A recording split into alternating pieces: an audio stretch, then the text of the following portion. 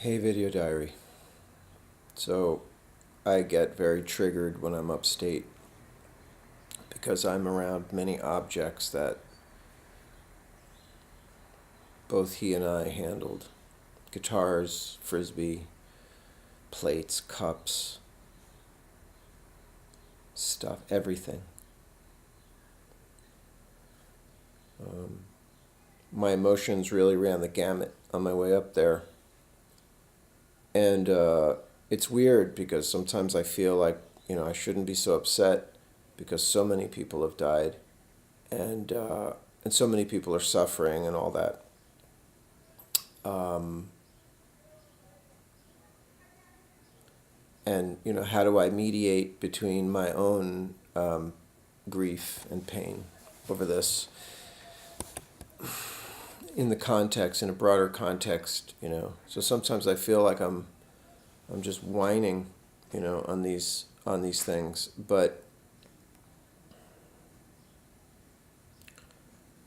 uh, my sister pointed out to me that from outside of her, that it is my own personal injury or whatever, you know. So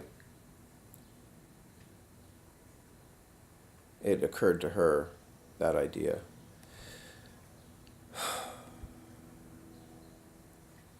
And sometimes I watch a video or two of a testimonial from an addict, and because there's so many of them out there.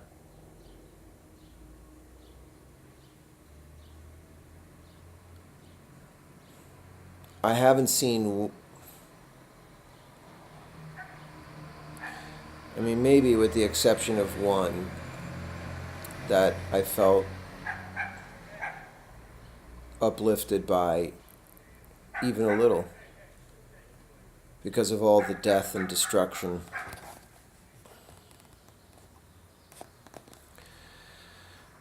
that these people cause. And the one that I saw that was uplifting was a guy that had a horrible drug addiction when he was young, in his teens, and was able to squelch it while still in his teens. And but it was a bad one, and but that felt good.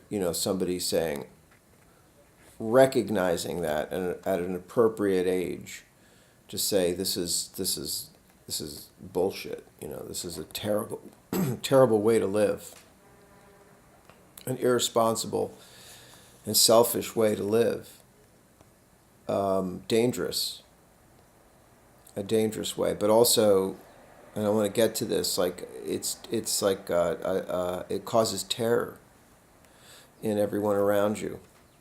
Um,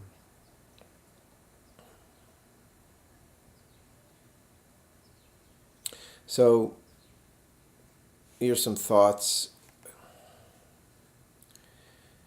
So I say that my son killed himself with heroin because I don't want to say that he died accidentally, or he died of an accident, an accidental overdose. That's not accurate. It's an intentional administering of a poison to get high that risks death. And these days, like, really often. I have since found out that this apparently, pastoral northern suburbs of Atlanta is one of the heroin triangles. Of course, I find that out after my son is dead, and I had no idea.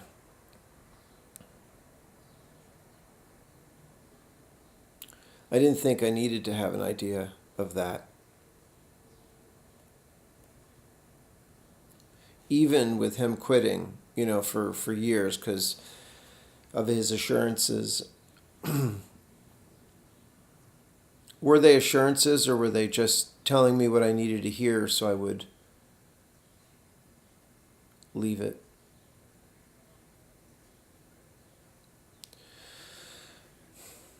So he kills himself in this way. And how do I respond?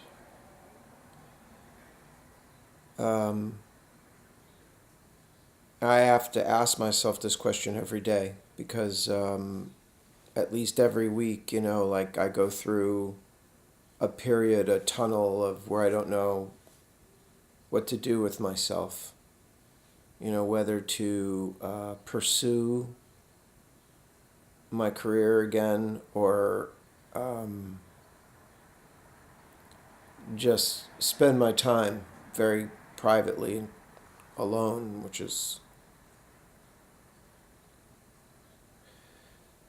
I'm not going to say it's it's what I need, it's what I really need. So what was my point?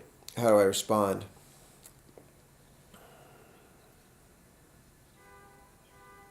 I don't have a good answer for that. I'm just trying to get through each day in a positive way. And some of that, positive way is to vent my more negative emotions about this.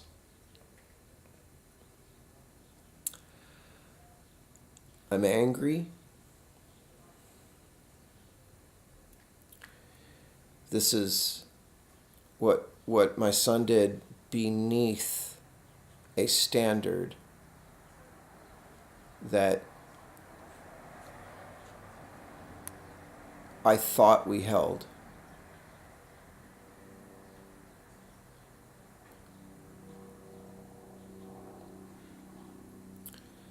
And I'm angry that he's dead and that he did it.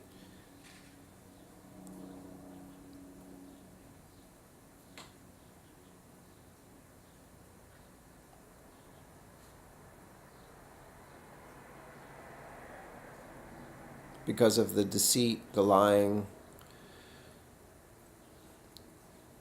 It's mixed with disappointment and just sheer horror. But we'll just call that anger. I'm sad that missing, that's all I'll say.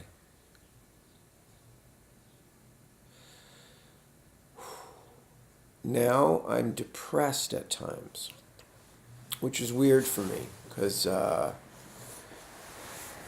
very resilient, and this isn't, depression is a word. This is like a dying myself, kind of, like part of me is dying.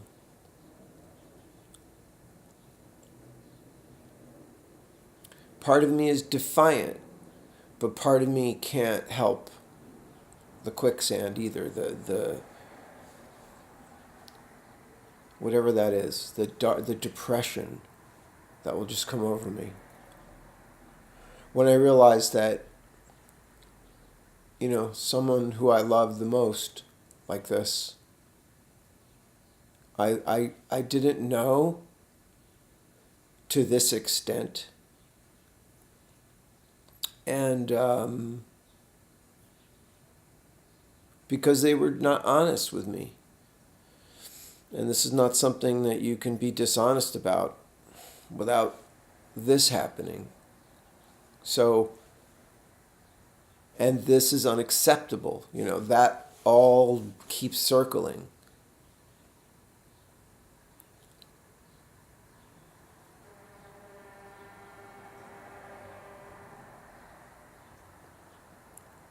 I'm confused, like why?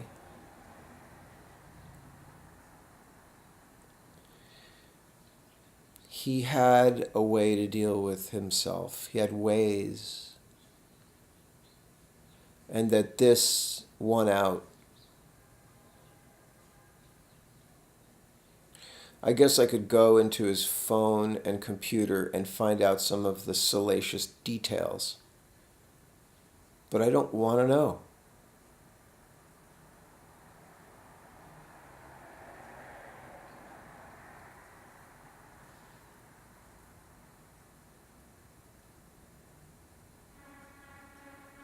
I'm personally hurt. And I feel the hurt of others that are truly injured by this. Because he doesn't feel that. I was thinking that if there is reincarnation, I want Forrest to hear my voice.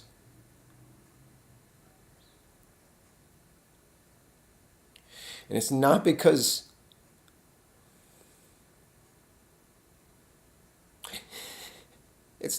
I hate him, but it's because I love him. I didn't want to go this way. I love him.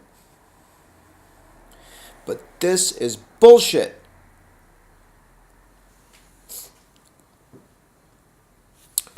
Wow. So my last word I wrote was unsympathetic.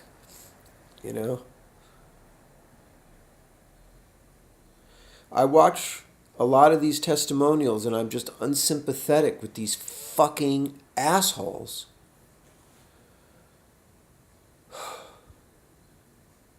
The hell are you doing except jerking off?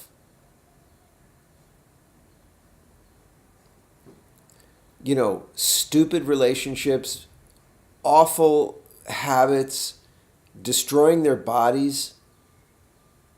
Yeah, the first thing you'll go to is like drugs and sex, because those are the things that you can sell without any skills. It sucks.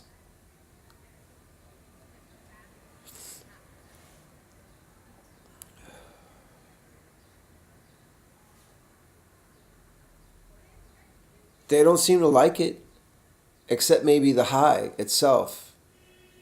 Being high, being whatever, numbed up. I don't know.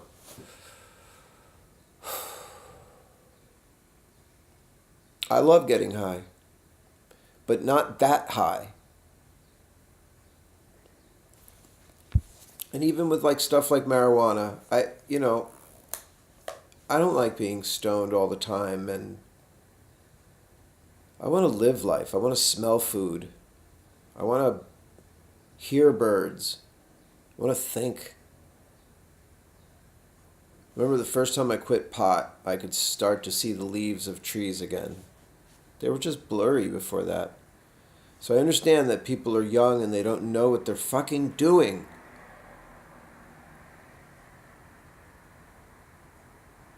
But I really didn't think Forrest was like that. I thought he was, so sharp, like his cousins.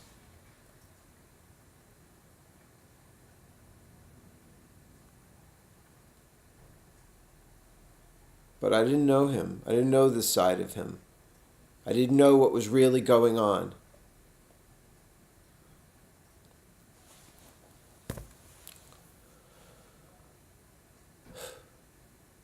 And maybe it was like just a hot flare. He decided to use it again.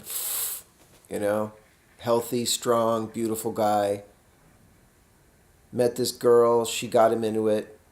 Or he got into it via her.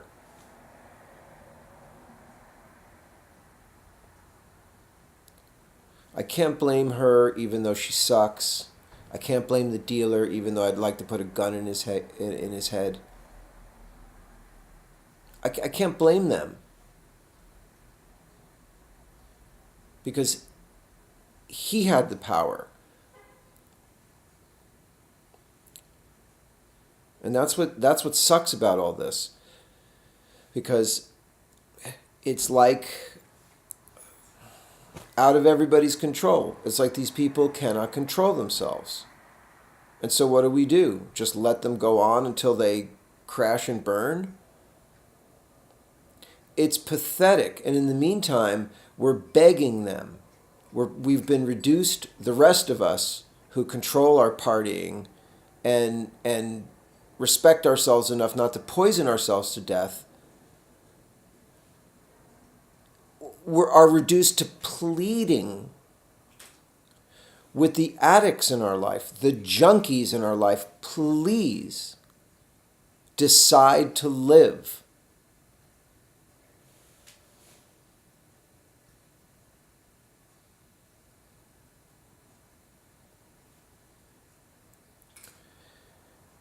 And the terror. I looked at the place. I could see it from the train. I looked at the exact place where I was in a car with my son, where I knew something was wrong. He was 15. And it was, the conversation was cocaine. I don't know how it came up. I don't remember that detail right now.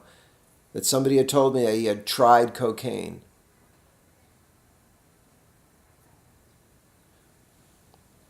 And I asked him, have you ever, wow, cocaine, oh my God. Have you ever tried anything worse, stronger, like heroin? Yeah, Dad. Took a second, but he let me have it. And it was one of the hardest things I ever had to hear, and I've heard this from other parents. And he saw that in me, that with all my whatever, flexibility, that was like way over the line.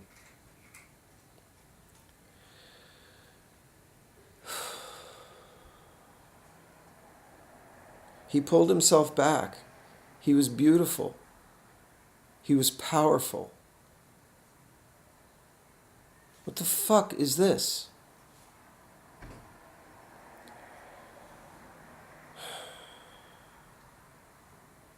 I didn't sleep last night.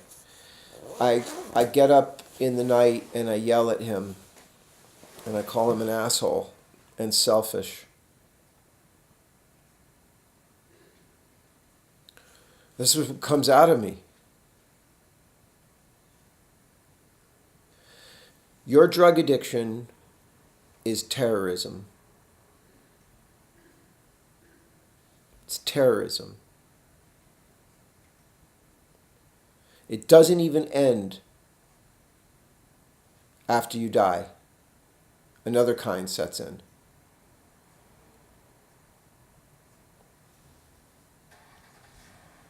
Take responsibility for that.